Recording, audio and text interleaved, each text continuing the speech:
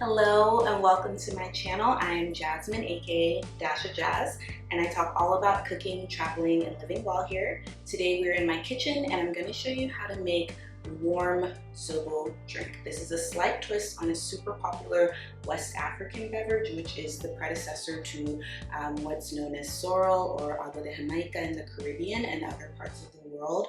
And I created this recipe as part of our Black History Month virtual potluck. This is an annual collaboration of Black food creators from around the world. This year our theme is Afrofuturism. We were tasked with reimagining dishes from across the diaspora through the lens of Afrofuturism. So in this video, I'm going to get into how I did that, what Afrofuturism means to me in terms of this recipe. I'll give you a breakdown of the ingredients and show you how to make it, of course. It's very easy.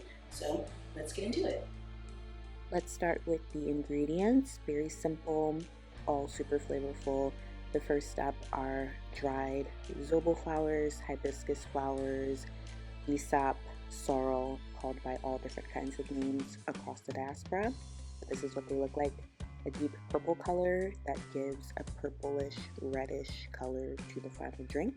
So we're using about 1 cup of this. Next up, we're going to use about a 2-inch knob of ginger. You can peel your ginger if you like. The skin is perfectly safe to eat. I like to peel it halfway just to expose more of the flavor to the tea while it brews, but you can do you. So I'm just gonna cut off a piece of this and then cut off some of the skin. Next up is turmeric. Same thing with the ginger, they're both roots. With both of them, the skin is fine to consume.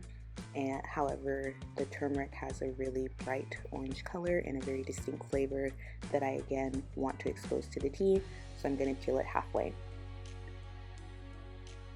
You will also need some clove buds. This is like the full naturally occurring but dried version of ground cloves. It adds a bit of spice and warmth to the Zobo.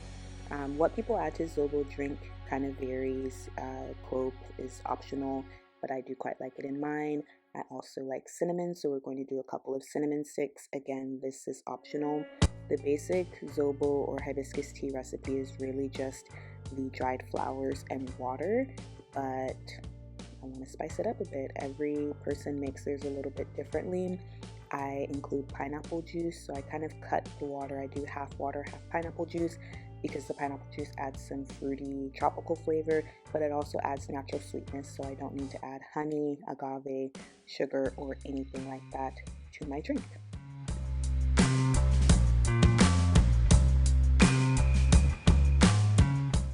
And here's the water. I use 3 cups of each the water and pineapple juice, and that's really all that there is to it. Next up, we are going to rinse the Zobo just under running water. You want to remove any sediment, any dirt, or anything that might be on them, so rinse them quite well. You will see that the water starts to run red as it is rinsing the Zobo. It's also taking a little bit of color with it, but there is more than enough left for brewing our tea.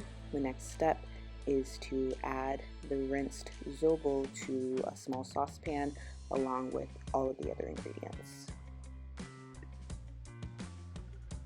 Now, Zobo is normally enjoyed ice cold, but when I wanted to tie this recipe into the Afrofuturism theme, I reimagined it as a cozy, warm drink because Black people, descendants of the continent, take up space all around the globe now in all kinds of warm and cold weather, so this can be enjoyed year-round. But I also thought about geopolitical forces that may make it such that the warm, balmy weather we typically associate with West Africa could potentially be a little chillier in the future. So that was my point of view with tying this recipe into Afrofuturism.